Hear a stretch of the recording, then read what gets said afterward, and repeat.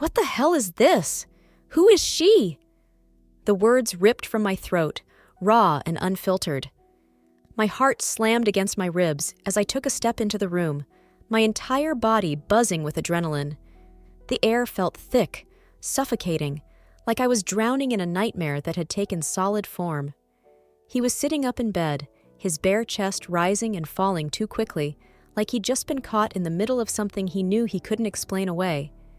And then there was her, a woman I had never seen before, wrapped in his sheets, her wide, startled eyes locking onto mine.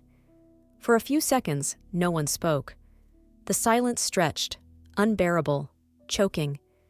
Then I said it again, my voice louder this time, shaking with barely restrained fury. "Who the hell is she?" And then she spoke.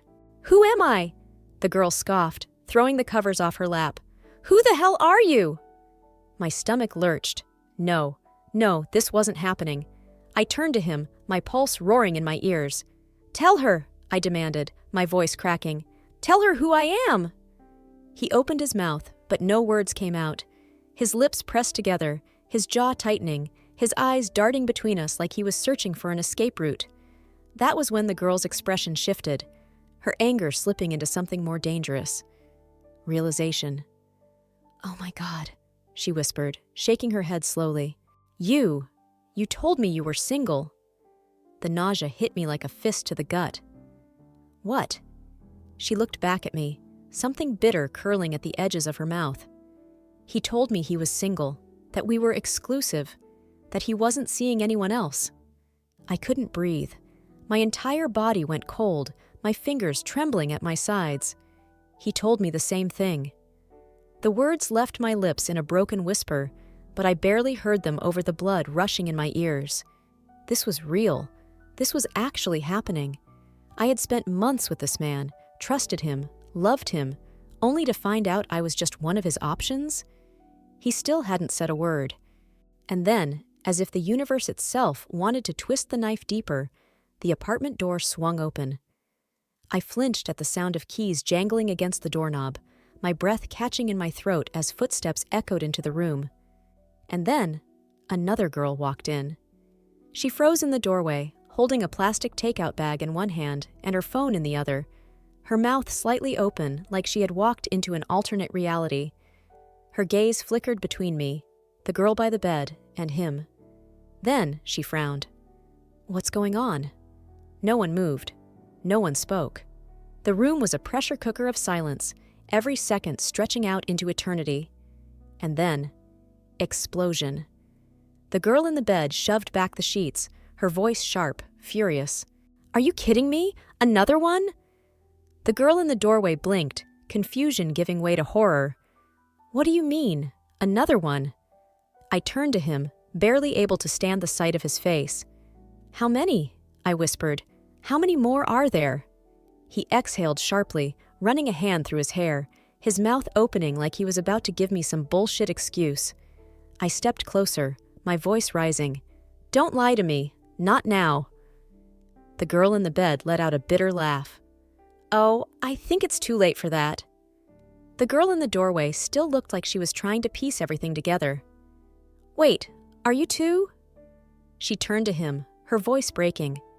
"Are you cheating on me with them?" Cheating. God, that word. It slammed into me like a freight train, forcing the air from my lungs. Because I had never even considered that I was the other woman, that I could have been the one in the dark all along. And judging by the look on the other girl's face, she was having the same realization. My hands curled into fists, my whole body burned, my chest heaving with something raw, something unbearable. I turned to him, my eyes stinging, my voice shaking. "Say something." He swallowed, his Adam's apple bobbing. "Listen, No." I cut him off, my voice sharp as a blade. "No excuses, no more bullshit." His jaw tightened. "It's not what you think." The girl in the bed let out a humorless laugh. "Oh, really? Because it looks like you've been dating 3 different women at the same time, and somehow none of us knew about each other."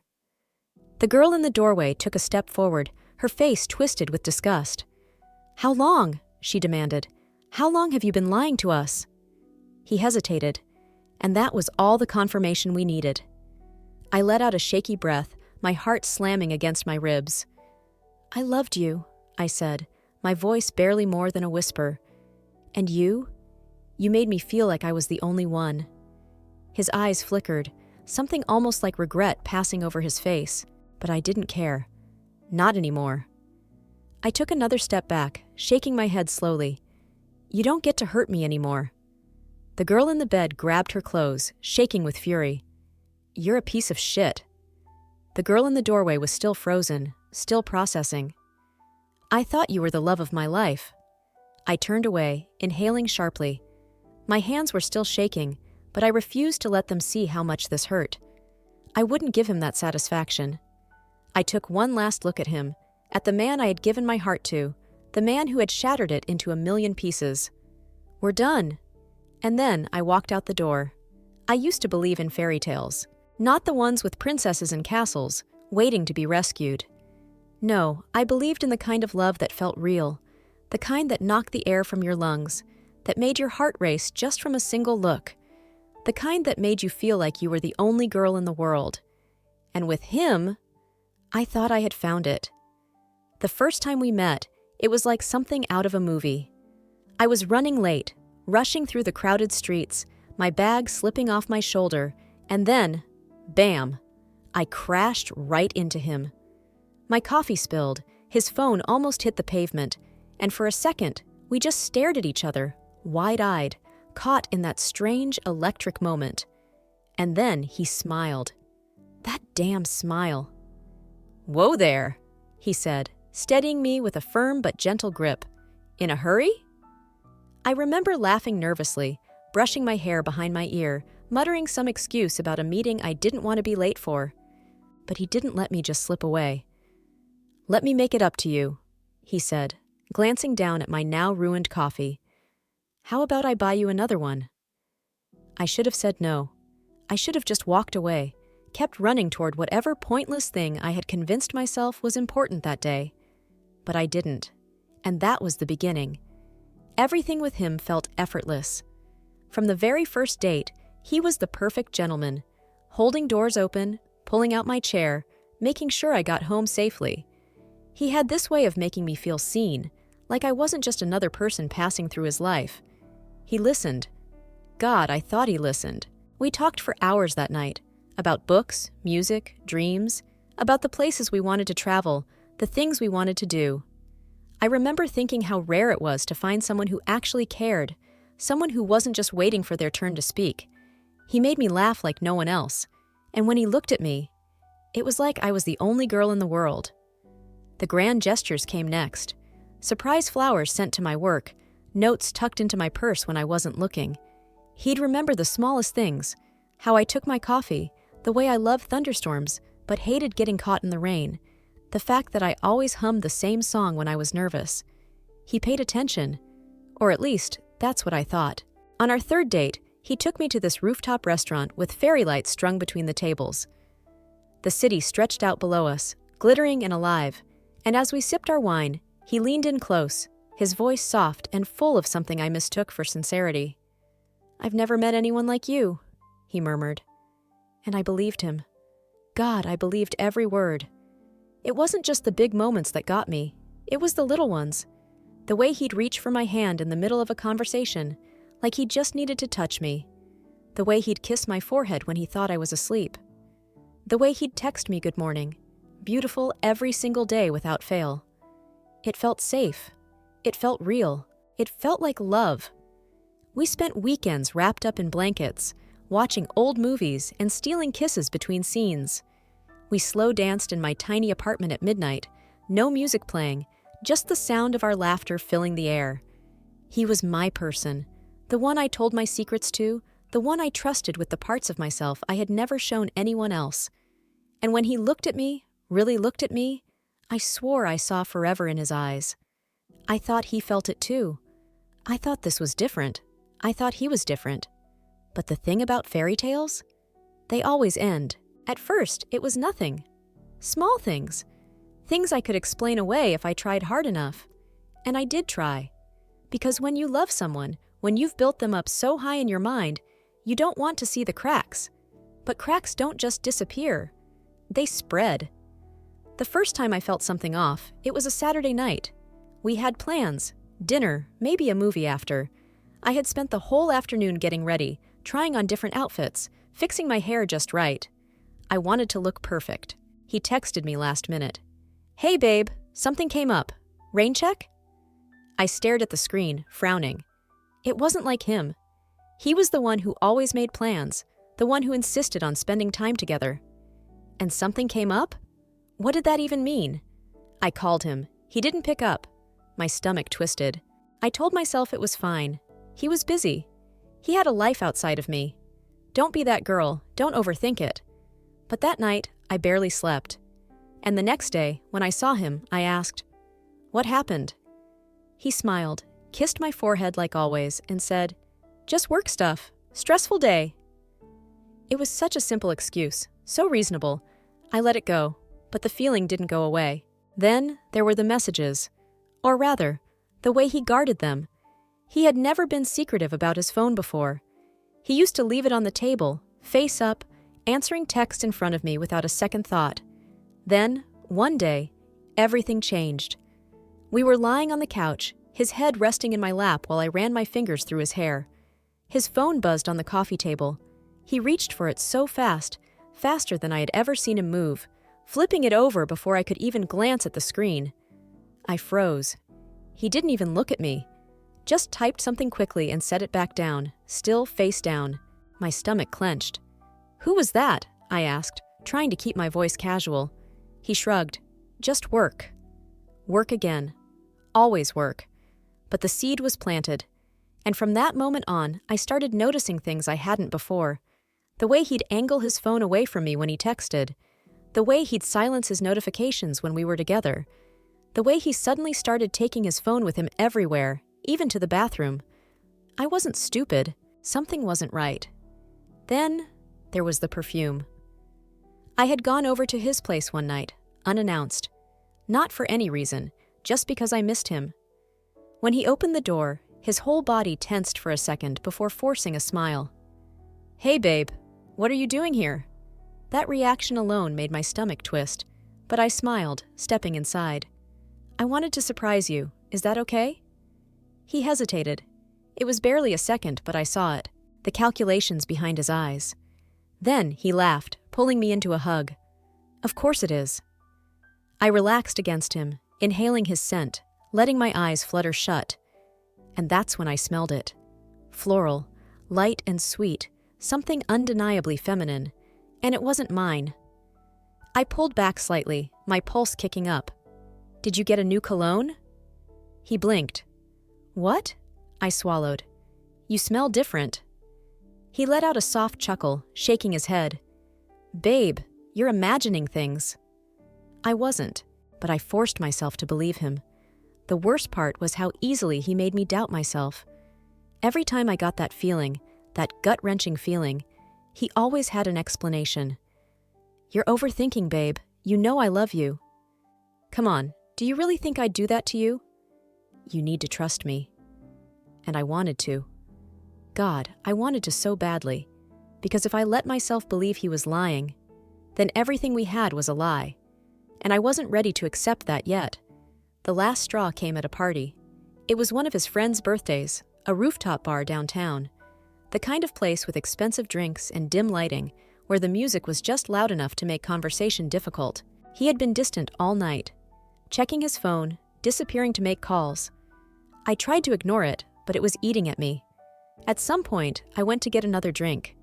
And when I turned back, I saw him, not just talking to another girl, laughing with her, leaning in close, his hand brushing her arm, the way she smiled at him like they had a secret. My blood turned to ice. I stormed over, my hands shaking. "Who's this?" They both looked up, startled. He was quick, always quick. "Babe, this is..." "His coworker?" the girl interrupted. She smiled at me, but something about it felt off. We were just catching up. I studied her face. Her lipstick was a little smudged. Her dress was tight, short. I turned to him. "Catching up?" He gave me that same patient look, the one that made me feel crazy every time I questioned him. Yes, babe. Stop making a scene. I swallowed hard. A scene. That's what I was now? A problem? Something in me cracked. That night, I cried myself to sleep. I wanted to believe I was wrong, that I was paranoid, that I was being insecure. But deep down, I knew. I knew. Something was very wrong. I just didn't know how bad it really was. Yet. I stormed out of his apartment, my hands shaking, my vision blurred with rage. The cold night air hit my face, but it did nothing to cool the fire burning in my chest. My whole body felt like it was vibrating, my heart slamming against my ribs as I walked. No, marched, down the street, barely aware of where I was going. I couldn't believe it. I had spent months with that man, trusted him, loved him, and the whole time, I was just one of many, just another girl in his collection. The betrayal hit me in waves, each one worse than the last. I clenched my teeth, gripping my phone so tightly my knuckles turned white. My mind was spinning, replaying everything over and over. The moment I walked in, the looks on those girls' faces, the way he had nothing to say. And then, before I even realized what I was doing, I tapped the call button. The phone rang once, twice. Hello? My breath hitched. Mia, I choked out. There was a pause, then. What's wrong? You sound... I need to see you. My voice came out sharper than I intended, but I didn't care. Right now. Mia didn't hesitate. Come to the cafe. I'm working late. I'll wait for you. I nodded, even though she couldn't see me. I'll be there in 10. By the time I reached the cafe, my hands were still trembling. Mia worked at a small coffee shop on the corner of a quiet street, the kind with warm lighting and soft music, the kind where people came to escape. The bell above the door chimed as I pushed inside, the scent of roasted coffee beans and vanilla washing over me. And there she was, behind the counter, her brown eyes immediately locking onto mine. Her face softened as she saw me, and in an instant, she knew. Oh no. I walked straight to the counter, gripping the edge like it was the only thing keeping me upright. He was cheating on me. Mia's eyes widened. What? With 2 other girls, I hissed. I caught him, in his apartment, with one of them, and then the other one walked in. Mia's mouth fell open. That piece of shit. You don't even know the half of it, I cut her off, shaking my head. Mia, I thought he loved me.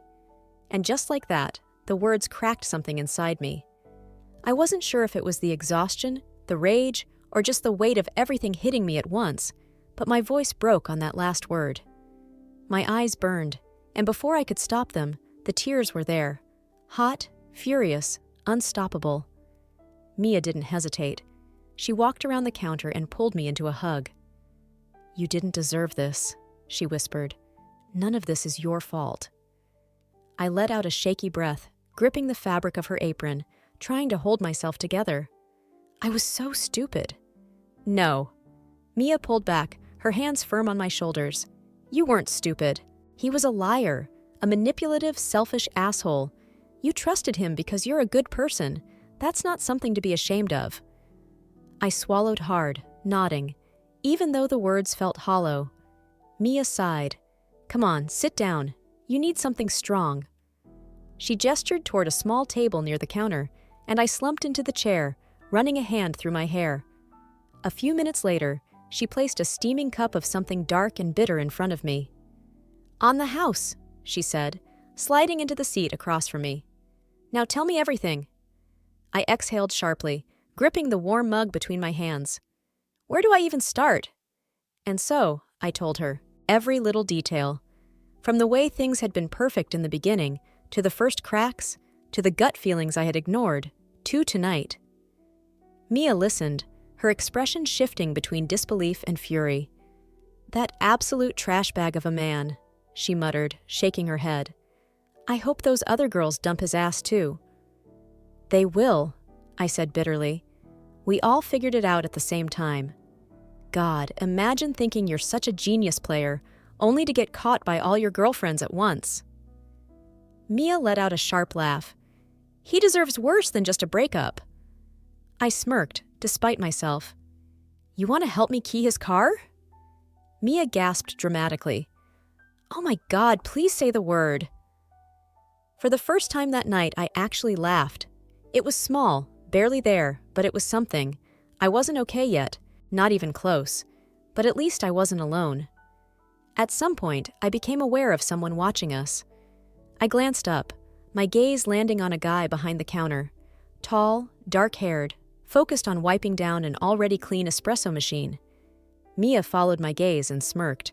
That's Ethan. As if he heard his name, the guy glanced up, his expression unreadable. Our eyes met for half a second before he gave a polite nod and went back to his work. Not much of a talker, Mia said with a grin. But he's nice. I didn't respond. Not because I was interested, not because I cared. I was just exhausted, heartbroken, angry. I turned back to Mia, gripping my mug tightly. What the hell do I do now? She leaned forward, her expression serious. Now? You take care of yourself. I exhaled slowly. For the first time in a long time, I had no idea what that meant. Days blurred together into a dull gray haze. I woke up, went to work, came home, over and over. My world felt muted, like someone had turned down the saturation on my life. Food tasted like nothing. Music didn't make me feel anything. I wasn't sad exactly, just empty. The only thing that broke the monotony was my daily visits to the cafe. It had become a routine, one of the few things I could count on.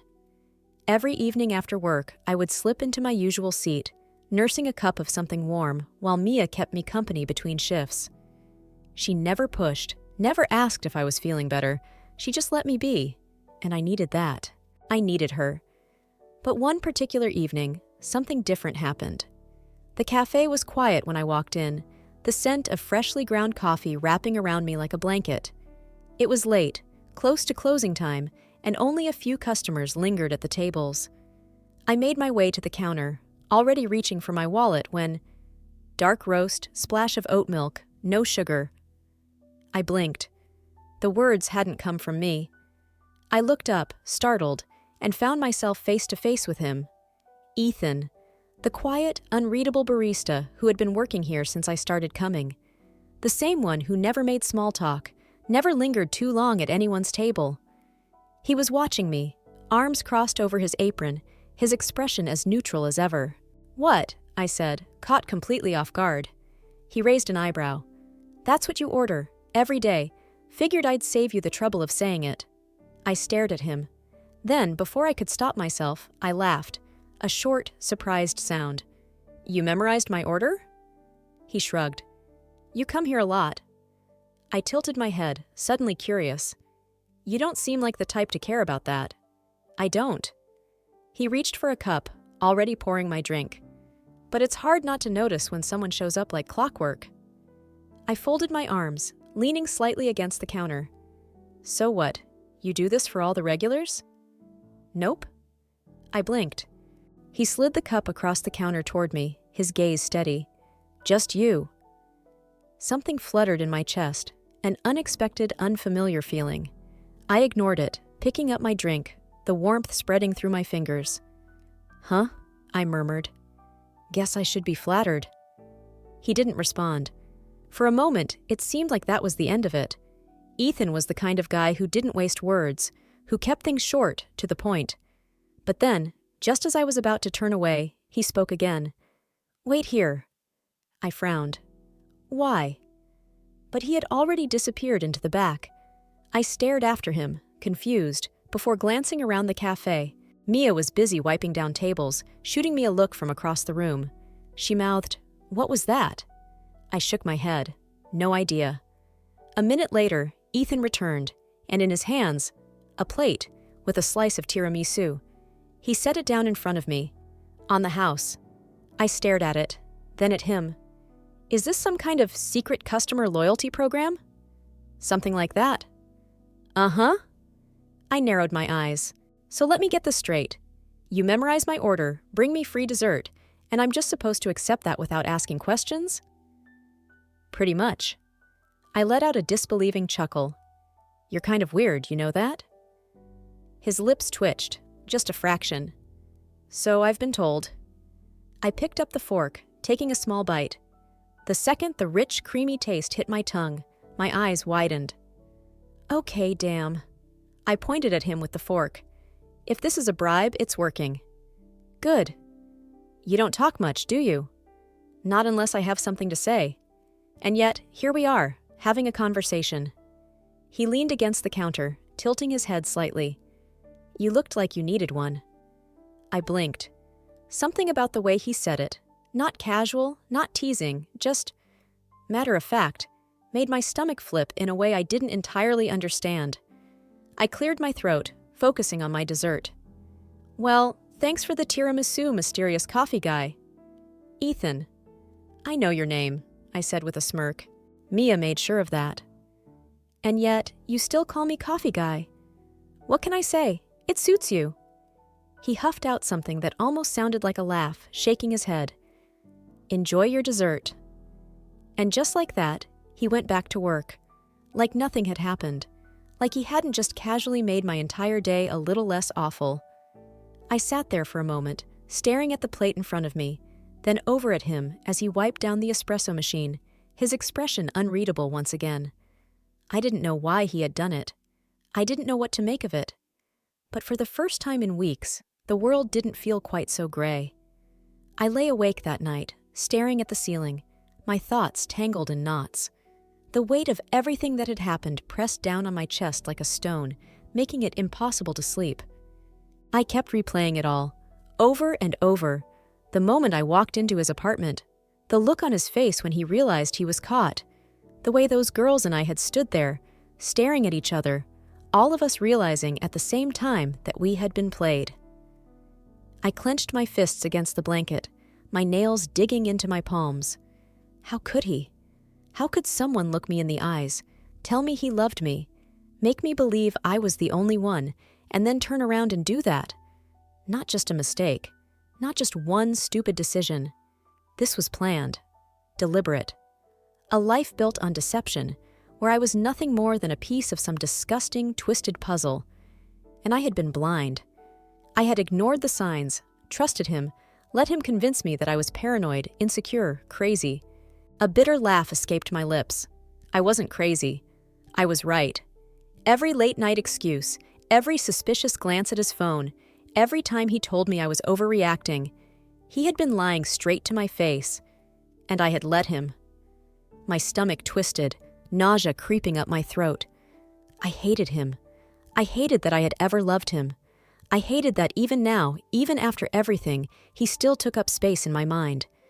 That I couldn't just erase him, forget him, move on like none of it had ever happened. But emotions didn't work like that. Pain didn't just disappear overnight. I rolled onto my side, hugging my pillow tighter, trying to breathe through the anger. I wouldn't let him ruin me. I couldn't. I wouldn't let his betrayal define me. And yet, as I lay there, another face slipped into my thoughts.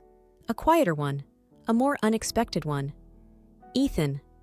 I frowned, shifting against the pillow. Why was he in my head? I barely knew him. He was just a barista. A guy who made my coffee, who happened to remember my order, who gave me free dessert, who noticed me, who, in the middle of all this chaos, had been the only person to make me feel like I still existed. I squeezed my eyes shut. It wasn't like that. It couldn't be like that. I wasn't ready for anything. Not after what I'd been through. Not when my heart still felt bruised and raw, like it had been trampled over and over. And yet, the thought of him lingered. The way he leaned against the counter, arms crossed, studying me with those sharp, unreadable eyes. The way he didn't waste words, but somehow still said enough. The way his lips had barely twitched when I called him coffee guy, like I had surprised him. I exhaled sharply, pressing my fingers against my temples. This was ridiculous. Why was I even thinking about him? He had just been nice to me. That was all. Maybe I was so used to being hurt, to being ignored, that a simple act of kindness felt foreign. Or maybe... I swallowed hard. Maybe I was afraid of what it meant if I did care. If I did find him interesting. Because the truth was, for the first time in weeks, I had felt something that wasn't pain, and that terrified me. The next day at work, I was distracted.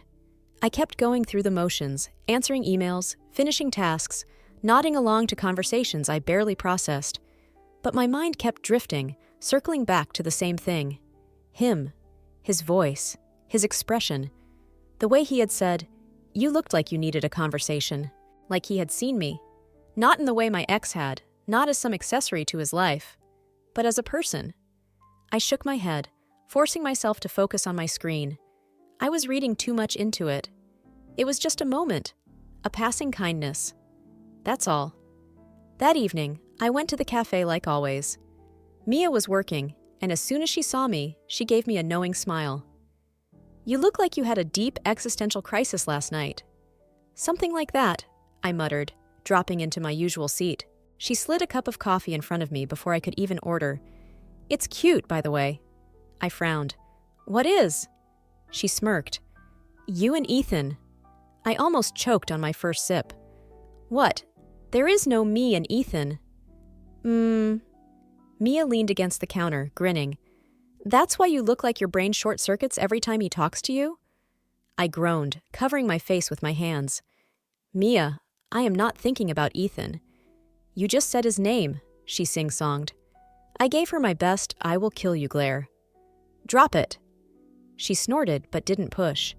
And then, as if the universe itself wanted to make my life harder, a voice came from behind the counter. "Dark roast, oat milk, no sugar." I stiffened. Slowly, I turned my head. And there he was. Ethan, standing behind the espresso machine, that same unreadable expression on his face. "You memorized my order," I said, before I could stop myself. He raised an eyebrow. "You come here a lot." "So do you," I shot back. "It's almost like you work here." A small smirk tugged at the corner of his lips. "Fair point." I bit my lip, trying not to let Mia's knowing grin in the background distract me. I wasn't interested. I wasn't. And yet, as Ethan slid my cup toward me, our fingers brushed for half a second. It was nothing, a small, fleeting touch. But for the first time in weeks, I felt something I didn't recognize, something I wasn't sure I was ready for, something dangerous. The cafe had become my second home. It wasn't just about the coffee anymore. It wasn't even about escaping my thoughts. It was him, Ethan. It started small, short conversations at the counter, little exchanges that barely lasted a minute. But somehow, every time, I walked away feeling lighter, like the weight on my chest wasn't quite as heavy. And then, bit by bit, the conversations grew. It was never anything deep, at least, not at first. "You always wear dark colors," I pointed out one day, stirring my coffee. "Are you allergic to bright clothes or something?" Ethan glanced down at his black t-shirt, then back at me. "They match my soul," I snorted. "Oh, come on. You're not that brooding." "You don't know me well enough to say that." "Yet," I corrected, smirking. "Give me time." A flicker of something, amusement maybe, crossed his face. "We'll see." A few days later, I walked in, already exhausted from work, and he was the one who spoke first. "Let me guess. Bad day?" I groaned, dropping my bag onto the counter. My boss is the human embodiment of a traffic jam. Ethan raised an eyebrow. "That bad?" "Worse." I slumped onto a stool. "Imagine a person who has the ability to ruin your entire week with a single email." "Sounds impressive and terrifying." "He's both." Ethan nodded, sliding my usual drink toward me. "Want me to put extra espresso in that?" I sighed dramatically. "Please do. Save my soul." And he actually did. That was the thing about him. He never said much, but he listened. He paid attention. Then there was the time I caught him actually smiling. It had been weeks since I first started coming regularly, and I had never once seen him break from that calm, quiet exterior. Until Mia did something ridiculous. She had been teasing me, as always, when she suddenly turned to Ethan, resting her chin on her hand. "So, Ethan," she drawled, "how does it feel being my best friend's favorite person?" Ethan blinked. "I'm her favorite person?" Mia smirked, looking at me. "Aren't you, weirdly attached to this place now?" I rolled my eyes. I just like the coffee. Mia said. Sure. It has nothing to do with the barista who remembers your order, gives you free desserts, and actually makes you laugh. I turned to Ethan, narrowing my eyes. Ignore her. But then, for the first time, he actually smirked. It wasn't huge. It wasn't even obvious. Just a small tug at the corner of his lips, like he was amused but wasn't going to admit it. And for some reason, that made my stomach flip. I quickly grabbed my coffee, hiding my face behind the cup. Mia, of course, noticed, and I knew that smirk was going to haunt me. One evening, I stayed longer than usual. Mia had finished her shift, and we sat at a table in the corner, laughing over something ridiculous. Ethan passed by, carrying a tray, and Mia nudged me under the table. He's totally listening to us. I'm literally right here, Ethan said, setting down drinks at a nearby table. See? Mia grinned. He cares about what we talk about. I rolled my eyes. He's just working, Mia. Uh-huh. I turned to Ethan, raising an eyebrow. Do you secretly care? He didn't even hesitate. Not even a little. I smirked. Liar. He gave me a look but said nothing, walking away. Mia wiggled her eyebrows. He totally cares. The strangest part of all of this? I actually felt good again. For the first time in weeks, I wasn't drowning in thoughts of my ex. I wasn't obsessing over what had happened or replaying every mistake I had made. Instead, I was here, laughing, enjoying myself, feeling normal. And somehow, Ethan had become part of that normal. It was strange how easy it was to talk to him, how his quiet presence felt steady, reliable, how, little by little, I was starting to look forward to seeing him. And that was the part that scared me the most. Mia nearly lost her mind when I told her the next day. Are you kidding me? She shrieked, nearly dropping the coffee cup she was holding. That piece of trash! What if Ethan hadn't been there? But he was there, I said softly. Mia groaned, gripping my hands. I am so glad you're okay. And also, holy shit, Ethan? Like, you're Ethan? He's not my Ethan, I muttered, looking away. Oh, honey, she snorted. After last night? He's yours. I bit my lip, my mind still spinning. Because after last night, everything had changed. Ethan wasn't just the quiet barista anymore. He wasn't just a guy I talked to. He was something more. And I wasn't sure if that terrified me or made me feel alive. The days that followed felt different, lighter, brighter. Like the weight I had been carrying for so long had finally started to lift. I still had moments where the past tried to creep in, moments where the scars of betrayal made me doubt myself. But then I'd walk into the cafe, and Ethan would be there, watching, waiting, his quiet presence grounding me in a way I couldn't explain. And just like that, the past didn't seem so important anymore. Because, for the first time in a long time, I was looking forward. It happened slowly, in the small moments. Like the way he started saving a table for me, even when the cafe was busy, or the way he always made sure my coffee was exactly right, even on the days I was too tired to ask, or the way he'd smirk at me across the counter when Mia teased me, like we shared some secret no one else understood. It was easy with him, natural. And before I even realized what was happening, he had become a part of my life in a way that no one else ever had. One night, after the cafe had closed, we walked together. The streets were quiet, the air crisp, the glow of streetlights stretching our shadows across the pavement. We didn't say much at first, just walked. But eventually, I stopped, turning to face him. Ethan. He looked at me, his dark eyes unreadable, like they always were. But tonight, there was something else there, something waiting. I never really got to say thank you, I admitted, for that night. I told you not to. I know. I smiled softly. But I'm saying it anyway. He exhaled, running a hand through his hair. You don't owe me anything, you know. I know. I took a step closer. But I want to. For the first time, uncertainty flickered across his face. Why? I swallowed, my heartbeat picking up. Because you make me feel safe. He was silent. Because, I continued, For the first time in a long time, I don't feel like I have to be afraid of what's next. Something shifted in his expression. And, I added, barely above a whisper, because I like you, Ethan. I saw the moment the words registered, the way his posture tensed slightly, the way his jaw clenched like he was processing something he hadn't been ready to hear. And then, before I could second-guess myself, before I could let fear take over, he stepped closer. Close enough that I could see the way his lips parted, the way his fingers twitched like he was fighting some invisible battle. "Say that again," he murmured. I let out a soft breath, looking up at him. "I like you." His hand reached out slowly, hesitantly, like he was giving me time to pull away. I didn't, so he touched me, gently, carefully, fingertips brushing against my cheek, tilting my face up toward his. "You drive me insane," he muttered, almost like he was frustrated. "I wasn't supposed to." He stopped himself, shaking his head slightly. "I tried not to." "Not to what?" I whispered. His thumb brushed over my cheekbone, and when he spoke, his voice was barely more than a breath. "Not to fall for you."